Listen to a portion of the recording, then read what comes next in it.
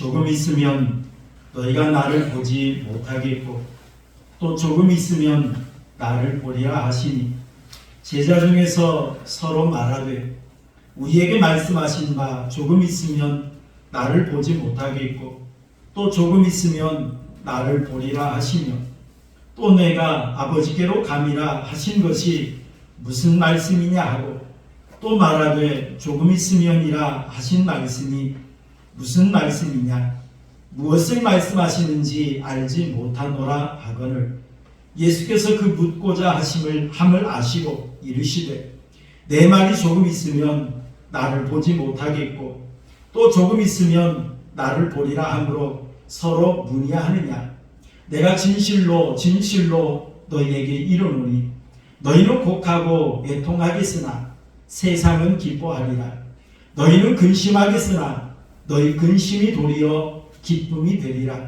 여자가 해산하게 되면 그때가 이르렀으므로 근심하나 아이를 낳으면 세상에 사람 난 기쁨으로 말미암아 그 고통을 다시 기억하지 아니하느니라 지금은 너희가 근심하나 내가 다시 너희를 보리니 너희 마음이 기쁠 것이요 너희 기쁨을 빼앗을 자가 없으리라. 아멘. 우리 옆에 사람 보기 인사하시겠습니다. 반갑습니다. 사랑합니다. 인사하십니다. 기독교는 기쁨의 종교입니다. 그래서 우리 예배를 봐도 말씀의 비중이 사실 시간적으로는 많이 차지합니다. 하지만 우리 예배의 핵심은 찬양과 경배인 것 같아요. 정말 하나님 앞에 기뻐하면서 하나님의 은혜를 찬양하며 영광 돌리는 것, 이게 바로 여러분 예배입니다. 그래서 여러분 바울사도는 데살로니가 전서에서 우리 그리스도인의 3대 삶의 지침을 간단하게 말씀을 해놨어요. 우리 한번 읽어볼까요? 데살로니가 전서 5장 16절에서 18절 함께 봅니다. 시작. 항상 기뻐하라. 쉬지 말고 기도하라. 범사에 감사하라. 이것이 그리스도 예수 안에서 너희를 향하신 하나님의 뜻이니라 라고 말을 했어요. 아마 이 이야기는 교회 안 다니는 사람도 예수님을 믿지 않는 사람도 많이 들어봤던 그런 말씀이에요. 3대 삶의 원리, 삶의 지침이라 이렇게 말할 수 있어요. 기뻐하라, 기도하라, 감사하라. 그런데 여러분 제일 먼저 나오는 단어가 어떤 것입니까?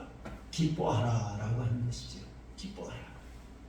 여러분 그렇다면 정말 우리가 이 땅에서 어떤 기쁨을 누리면서 우리가 살아야 할까요? 라고 하는 걸 우리는 이 말씀에서 한번 살펴보기를 원합니다. 여러분 이 세상에는 여러 가지 기쁨이 있습니다. 크게 제가 몇 가지를 나눠봤는데요. 첫째는 성취의 기쁨입니다. 어떤 경기에서 이겼어요. 너무너무 기쁘고 신나죠. 또 어떤 걸 내가 성취했어요. 내가 어떤 시험을 합격하고자 했는데 시험에 합격을 했어요. 내가 어느 대학에 들어가고 싶었는데 그 대학에 합격했습니다. 얼마나 기쁜지요. 얼마나 신이라고 행복한지 몰라요. 또 내가 많은 돈을 좀 갖고 싶었는데 돈을 많이 벌었어요. 뭐 로또에 당첨이 됐다든지 사업에 성공을 했다든지 돈을 많이 벌면 어떻습니까? 참 기쁘고 신이 납니다. 또 어떤 사람은 선거에 출마해서 당선이 되었습니다. 그때도 얼마나 기쁘겠습니까? 얼마나 신나겠어요? 여러분 이러한 기쁨은 어떤 기쁨입니까? 나의 어떤 욕구가 성취됨으로 인하여서 얻어지는 기쁨입니다. 그런데 여러분 이 기쁨은 내가 내 욕구가 성취되었을 때만이 누릴 수 있는 기쁨이에요. 그런데 이것이 이 어떤 목적이나 이런 것이 이제 성취되고 시간이 좀 지나면 이 기쁨은 오래가지 못합니다. 시간이 지나면 이 기쁨은 곧 사라지고 말아요. 그리고 여러분 또 이 기쁨은 어떤 기쁨이냐? 승자는 기쁨을 누릴 수 있지만 패자는 어떻습니까? 절망 가운데 빠지는 거예요. 합격한 사람은 너무너무 기쁘고 신이 나지만 불합격한 사람은 어떻겠습니까? 얼마나 낙심이 되겠습니까? 얼마나 앞길이 막막하겠습니까? 여러분, 우리나라가 2002년에 월드컵을 치렀지 않습니까? 자, 그때 우리나라는 그때까지만 해도 16강을 진출해 본 적이 없어요. 항상 16강을 진출하는 것이 우리의 목적이었어요.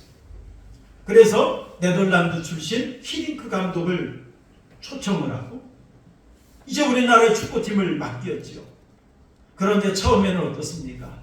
5대 0으로 패배를 하고 그랬습니다. 그런데 나중에 이제 월드컵이 시작이 되었습니다. 그래서 우리나라가 이제 16강을 진출하게 되었는데 2002년 6월 14일 날 우리나라가 포르투갈이라고 하는 유럽의 강호팀과 이제 마지막 경기를 하게 되었습니다. 그때 우리나라가 1대 0으로 승리를 거두었어요. 그 포르투갈에는 그 당시에 피구라고 하는 아주 훌륭한 선수가 있었습니다. 그뿐만 아니고 모든 선수들도 우리나라 선수들보다 훨씬 기량이 뛰어났어요. 그때 이영표 선수가 센터링을 해주고 박지성 선수가 가슴으로 트래핑을 한 다음에 왼발로 차서 골링을 넣었습니다. 그 1대 0으로 우리가 이기고 16강에 진출했습니다. 그때 우리나라가 얼마나 기뻤는지 몰라요. 물론 우리가 첫 승을 거둔 것만도 너무너무 기쁜 것인데 16강에 진출을 하다 보니까 너무너무 기뻤습니다. 그래서 어땠습니까? 우리가 붉은 악마라고 하면서 다들 붉은 옷을 입고 길거리에 나와서 응원을 했습니다. 얼마나 길거리에 모여서 많은 사람들이 응원을 했는지 모두 다 기뻐했습니다.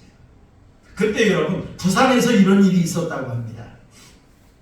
우리나라가 16강을 진출하게 되자 부산에서 한 30대 후반 남자가 너무너무 기쁘고 신이 나서 내가 영혼이 되어서 12번째 선수가 되어서 우리나라를 돕겠다.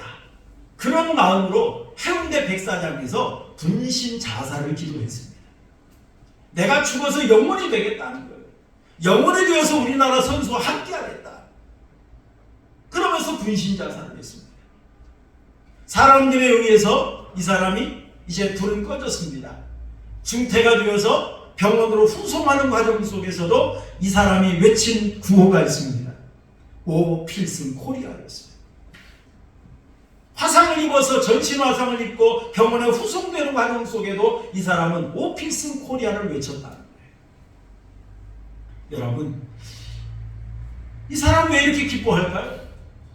이 사람 왜 이렇게 신났을까요? 우리나라가 이겼기 때문에 그래요. 여러분, 사진에서 보는 것처럼 박지성 선수는 골링을 넣고 너무너무 좋아서 세레머니를 하는데 지금 나머지 포르투갈 선수는 뭐 하고 있습니까? 절망적이잖아요. 절망적입니다. 여러분, 이긴 자는 기뻐하지만 패배자는 슬퍼할 수밖에 없는, 절망할 수밖에 없는 기쁨이 바로 성취함으로 얻어지는 이 기쁨이라는 사실입니다. 그래서 여러분, 이 기쁨은 어찌 보면 비윤리 도덕적인 기쁨이라고 할 수가 있어요. 나는 기쁜데 상대는 절망이잖아요. 슬픔이잖아요. 사실 우리 예수 믿는 사람들도 이 기쁨을 얻기를 원합니다. 예, 우리가 물론 성공해야죠. 그래야 우리가 하나님의 영광 드러낼 수 있습니다. 그래야 우리가 잘 돼야 됩니다. 그래야 하나님께서 우리에게 맡겨주신 사명 감당할 수 있습니다. 여러분, 우리가 부자 돼야 됩니다. 그래야 나눠질 수 있습니다. 그래서 여러분, 우리 성도님들이 복 받으라 그러면 좋아하시죠. 예, 우리 하은교회 성도님들도 많이 복을 받았으면 좋겠습니다. 그런데 여러분, 여기 수준에 머무르서는 안 됩니다. 여기 수준에 머무르는 것은 세상 사람들도 누리는 기쁨입니다. 그리고 여러분, 두 번째 누리는 기쁨이 있습니다.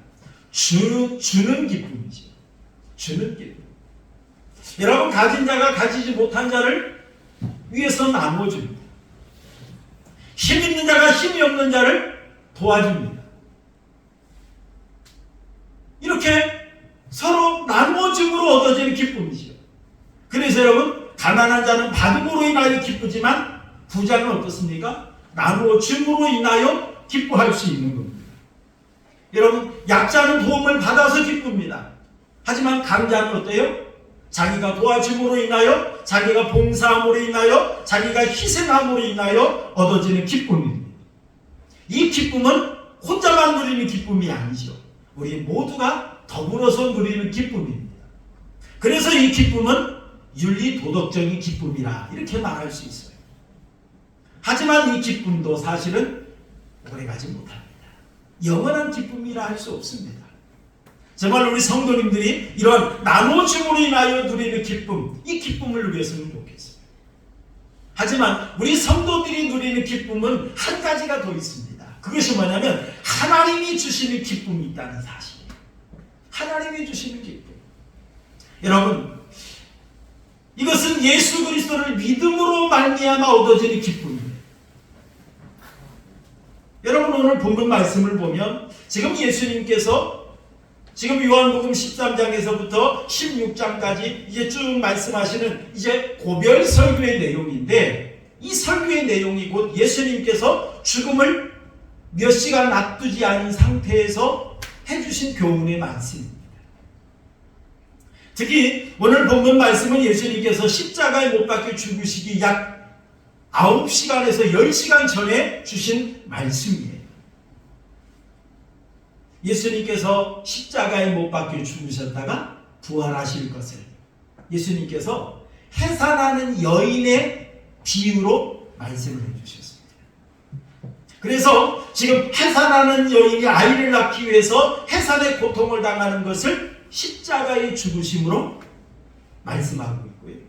그 다음에 해산하는 여인이 아이를 낳음으로 인하여 기뻐하는 것, 이것이 곧 예수님이 부활, 승천, 그리고 성령 강림, 재림의 이걸 통해서 하나님은 기뻐하라 라고 우리에게 말씀하고 있는 걸 볼 수가 있습니다. 여러분, 오늘 16절 말씀 우리 같이 한번 볼까요? 16절 함께 봅니다. 시작. 조금 있으면 너희가 나를 보지 못하겠고 또 조금 있으면 나를 보리라 라고 예수님이 이렇게 말씀하셨어요. 조금 있으면, 여러분이 조금 있으면이라고 하는 말은 짧은 시간을 가리킵니다. 짧은 시간, 잠깐, 얼마 있지 않으면 그런 말이에요. 지금 예수님은 약 9시간 후면 십자가에 못 박혀 죽으셔야 하는 지금 그런 상황에서 하신 말씀입니다. 지금까지 예수님은 제자들을 훈련시키시면서 누차 예수님이 십자가에 못 박혀 죽으셨다가 부활하실 것을 제자들에게 말씀하셨습니다. 그런데 제자들은 이 말씀의 의미를 알지 못했습니다. 그리고 이 제자들은 예수님이 십자가에 못 박혀 죽으시면 자기들이 예수님을 따랐던 목적, 자기들이 예수님에게 기대했던 그 기대, 이런 것들이 다 사라질 걸 생각하면서 주여 그리하지 마옵소서 라고 하면서 예수님을 말렸던 사람들이 바로 제자들이었습니다. 그러다 보니까 이 제자들은 예수님이 십자가에 못 박혀 죽으시는 걸 원치 않았습니다. 그걸 또한 기대하지도 않았습니다. 그런데 예수님께서는 뭐라고 말씀하십니까? 조금 있으면 너희가 나를 보지 못하겠고 라고 말합니다. 너희가 나를 보지 못하겠고 라고 하는 이 말은 예수님께서 십자가에 못 박혀 죽으실 것이다 라고 이렇게 예수님이 말씀하신 것입니다. 그래서 나를 보지 못한다는 건 예수님이 죽어서 무덤에 묻힐 것이니까 보지 못하는 것을 말씀하신 거예요. 이 말씀을 통해서 예수님께서는 제자들에게 너희가 거부하겠지만, 너희가 원하지 않겠지만 내가 십자가에 못 박혀 죽어야만 해. 그러니까 너희는 그것을 받아들여라 라고 하시면서 예수님께서 지금 말씀해 주시는 겁니다. 그리고 조금 있으면 나를 보리라 라고 이렇게 말씀하시는데, 본다 라고 하는 이 말은 예수님께서 부활하시는 걸 가리킵니다. 가장 가까이는 부활하시는 것, 그 다음에는 성령 강림을 또한 가르치기도 해요. 그리고 이제 좀 멀리 본다면 예수님의 재림을 가리키는 그런 말씀이기도 합니다. 그래서 예수님께서는 제자들에게 조금 있으면 내가 십자가에 못 박혀 죽을 거니까 너희는 나를 보지 못할 거야.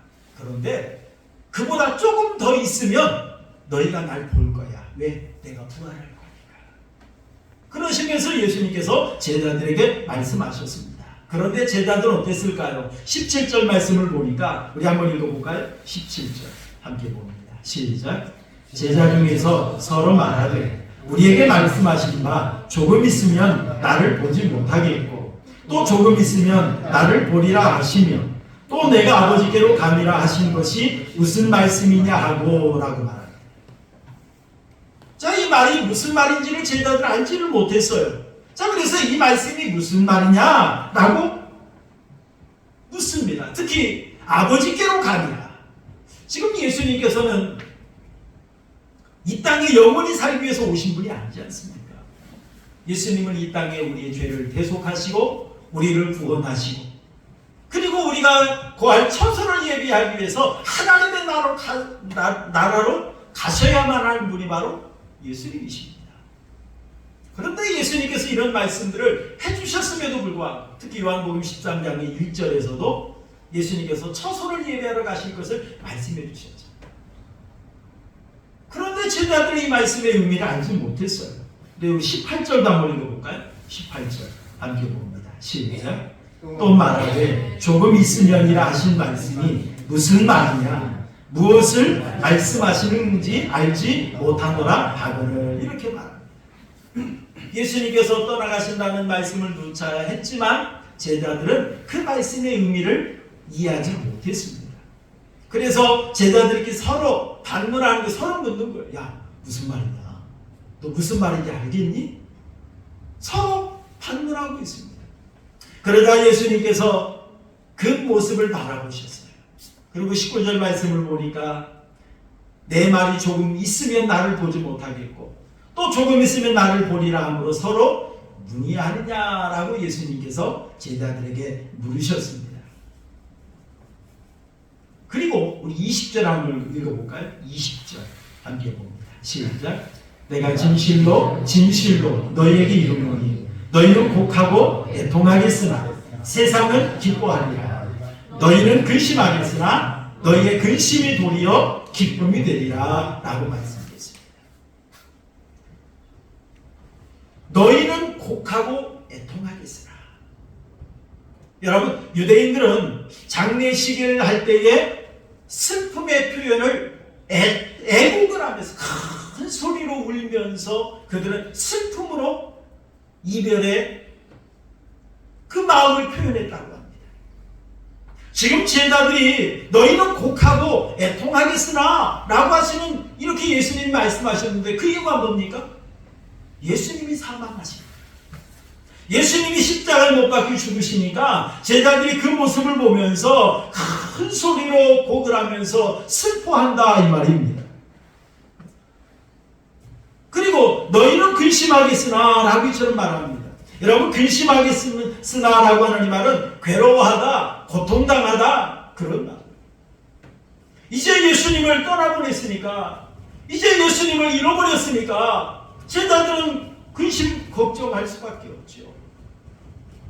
어찌 보면 예수님에게 기대했던 모든 것들 다 이제는 사라져버리는 그런 순간입니다. 그러니 그들은 근심할 수밖에 없습니다.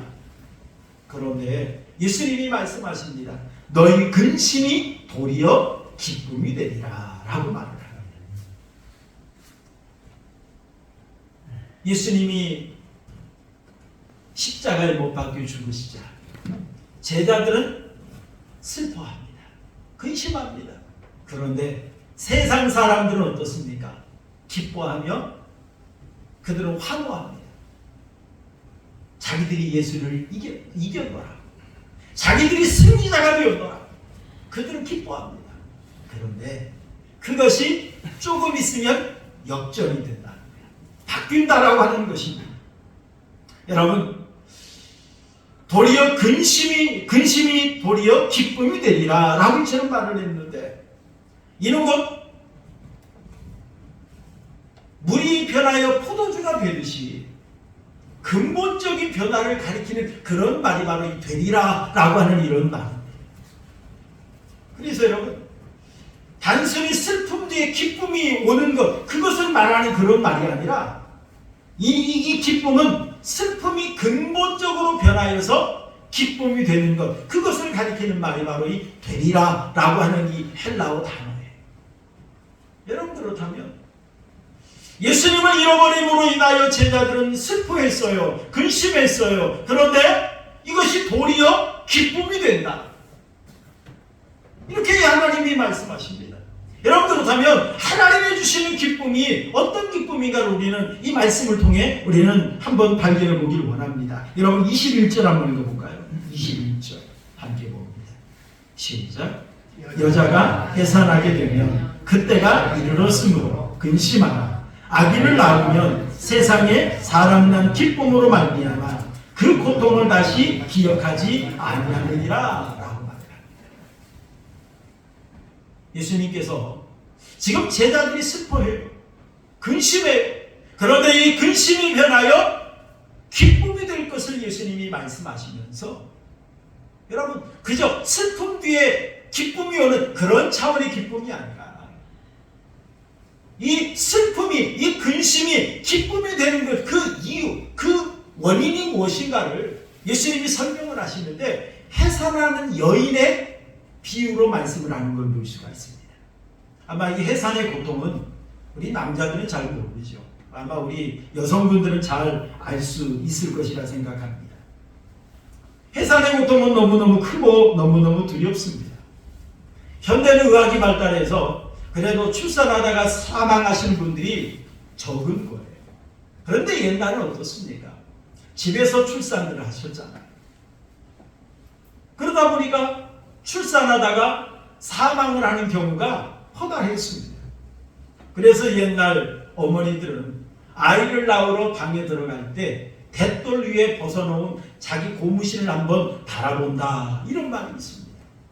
왜 그렇습니까? 내가 순탄하게 아이를 잘 낳고 내가 저 고무신을 다시 신을 수 있을까라고 하는 생각에 고무신을 다시 바라본다는 거예요. 여러분, 이 말을 통해 우리가 분명히 알 수 있습니다. 산모는 아이를 출산할 때 죽을 각오를 하고 출산한다는 거죠.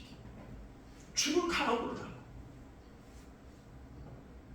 여러분, 실제 아이를 낳는 분들의 얘기를 들어보니까 언제 언제쯤 아이가 나옵니까? 라고 물었더니 이렇게 말을 해요. 아, 이러다가 죽는구나 생각할 때쯤 아이가 나오더라는 거예요. 이러다 죽는구나. 어찌 보면 죽음의 직전까지 가면서 그 고통을 이겨내면서 우리 어머니들은 아이를 출산을 한다는 거예요. 여러분, 이 고통이 얼마나 힘들겠습니까? 얼마나 두렵겠습니까? 얼마나 무섭겠습니까? 그런데 여러분, 이 어머니들이 이 고통을 이겨내면서 아이를 낳아요. 그런데 그렇게 아이를 낳고 나면 나는 절대로 아이를 안 낳을 거야. 나는 죽어도 이제 아이 안 낳을 거야. 그렇게 말합니까? 그렇지 않습니다. 왜요? 아이를 낳고 나니까 그 기쁨이 있어요. 사랑하는 아들과 딸을 보니까, 그 얘기를 보니까 너무너무 좋아요. 너무너무 예뻐요. 그러다 보니까 그 산모의 그 고통이 어떻게 합니까? 다 사라져버리더라는 거예요. 사라져버리더라는 거예요. 여러분, 지금 예수님께서는 십자가에 못 박혀 죽으실 것을 여자의 해산의 고통을 통해서 예수님은 말씀하십니다. 지금 예수님도 완전한 하나님이시지만 완전한 인간이기도 하셨어요. 그렇기 때문에 인간이 누리는 고통을 당하고 누리는 그런 예수님이셨어요. 그렇기 때문에 예수님도 십자가의 사역을 앞두고 무서웠습니다. 두려웠습니다. 마음에 근심이 가득했습니다. 그런데 이 모든 걸 예수님은 이겨낼 수 있었던 그 비결이 뭡니까? 십자가의 고난을 통하여서 이루실 하나님의 구원의 역사를 생각하니까 우리 예수님은 이 모든 것들을 이겨낼 수가 있었습니다. 십자가에 달리셨을 때 예수님은 얼마나 조롱을 받았습니까? 얼마나 멸시와 천대를 받았습니까?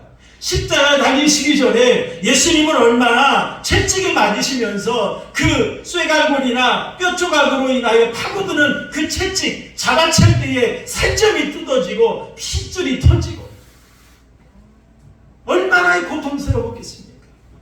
그리고 십자가에 못 박혀서 매달릴 때 그 고통이 얼마나 자지러지게 아프고 힘이 들었겠습니까?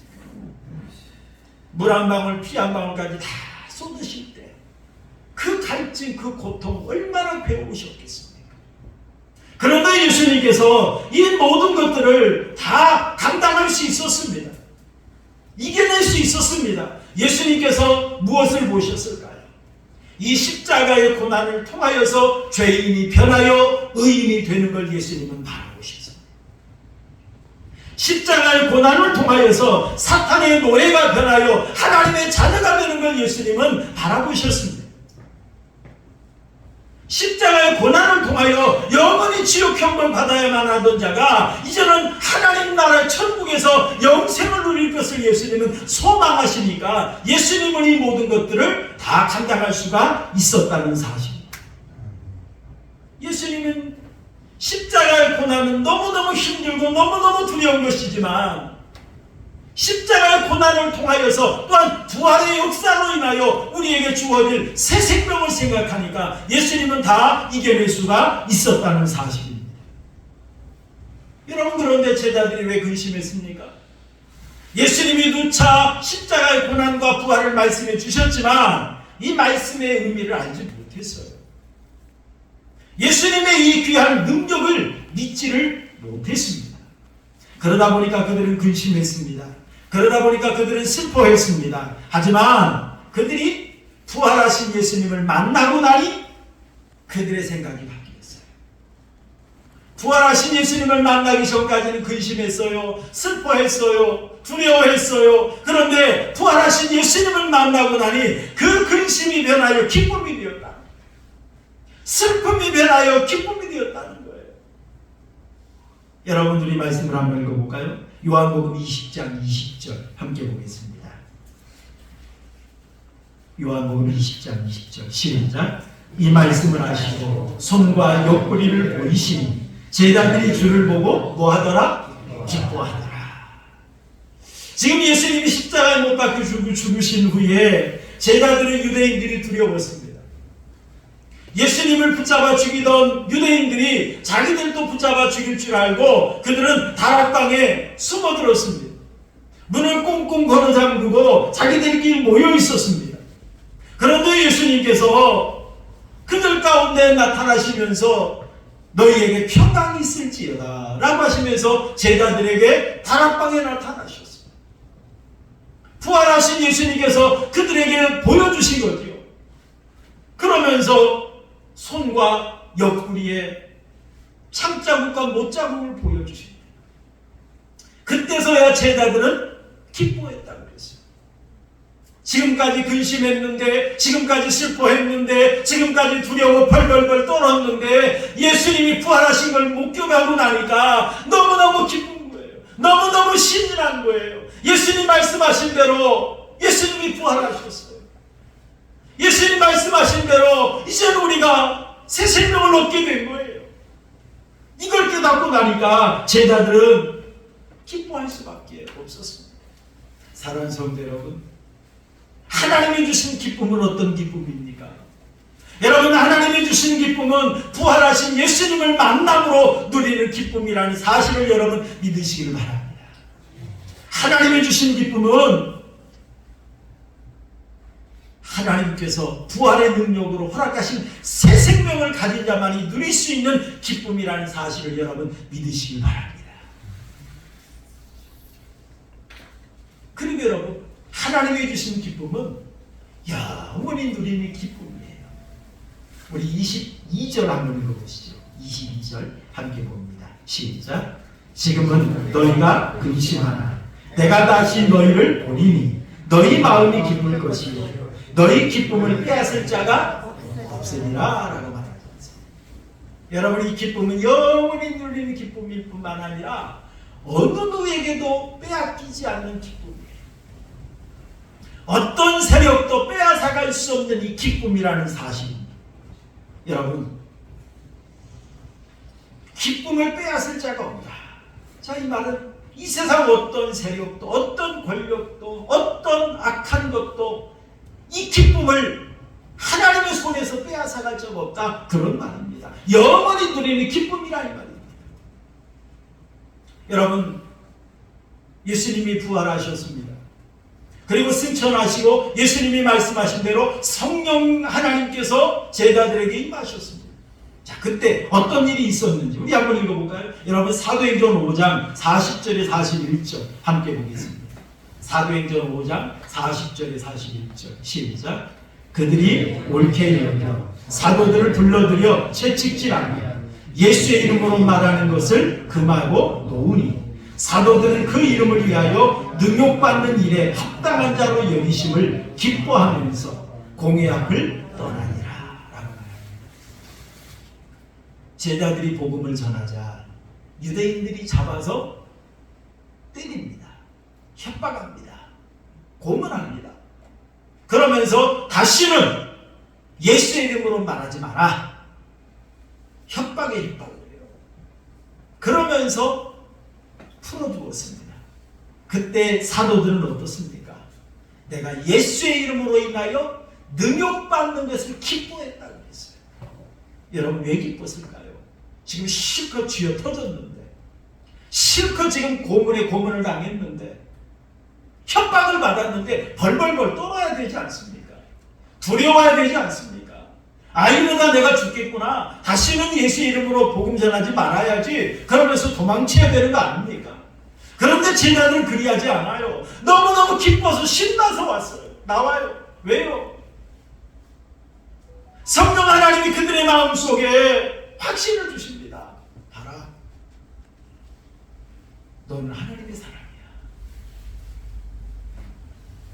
네가 예수님의 복음 전하는 것 때문에, 너희가 예수 이름 때문에 고난받는 걸 보니까 너희는 하나님이 선택한 사람이야. 하나님이 너를 사용하는 사람이야. 너는 하나님의 일꾼이야. 너는 하나님 나라 가서 상급과 면류관 받았을 거야. 이런 생각이 드니까 기쁜 거예요. 신이 난 거예요. 신이 난 거예요. 하나님의 사람이라는 증거거든요. 구원받았다는 증거거든요. 천국 백성이라는 증거거든요. 이로 인하여 그들은 기뻐했어요. 기뻐했습니다. 여러분, 빌립보서 2장 17절 18절도 한번 읽어보시죠. 빌립보서 2장 17절 18절 시작. 만일 너희 믿음의 재물과 섬김 위에 내가 나를 전제로 드릴지라도 나는 기뻐하고 너희 무리와 함께 기뻐하리니 이와 같이 너희가 기뻐하고 나와 함께 기뻐하리라. 바울 사도는 빌립보 교회 성도들에게 너희 믿음의 재물과 섬김 위에 내가 나를 전제로 드릴지라. 하나님 앞에 나 자신을 제물로 드리는 걸 말. 이런 죽음을 상징하는 그런 말입니다. 빌립보 교회들이 건강하게 세워져 가고 빌립보 교회 성도들이 예수님을 영접하고 구원받는 이런 역사를 위해서라고 한다면 내 생명을 바쳐도 나는 기뻐한다 라고 이처럼 말했습니다. 이렇게 말했던 바울은 어떻습니까? 빌립보 지역에서 복음을 전하다가 옥에 갇혔어요. 감옥에 갇히기 전에 매를 맞고 감옥의 지하 감옥에 던져졌는데 그 감옥에서 뭐 했습니까? 기뻐하면서 찬양했죠. 기도했어요. 여러분, 이런 기쁨은 세상 사람들이 이해할 수 없는 기쁨이에요. 매를 맞아도 기뻐요. 내 모든 걸 다 잃어버려도 기뻐요. 협박을 받아도 죽음 앞에 놓여도 기뻐요. 특히 여러분, 히브리서 11장에 보니까 어떻습니까? 세상이 어찌 할 수 없는 사람들이라 이렇게 표현했어요.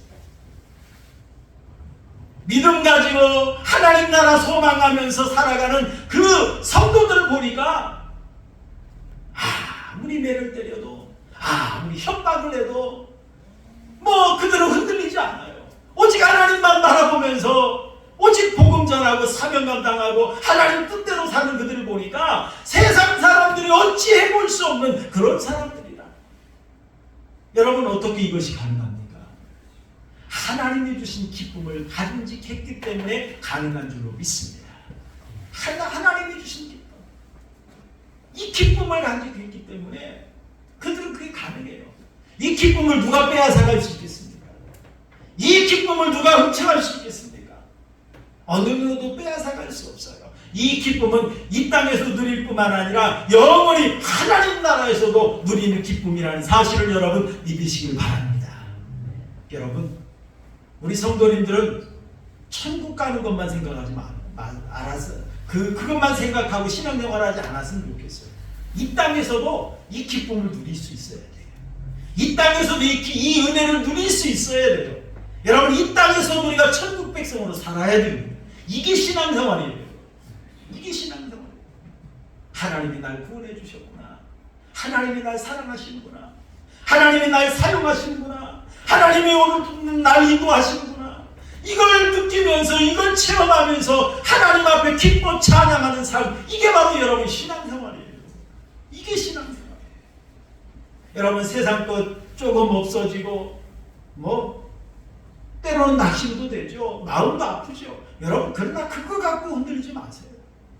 우리는 세상 사람들이 받지 못한 기쁨이 있잖아요. 세상 사람들이 누리지 못한 기쁨이 있잖아요. 이것을 하나님이 우리에게 주셨다는 사실.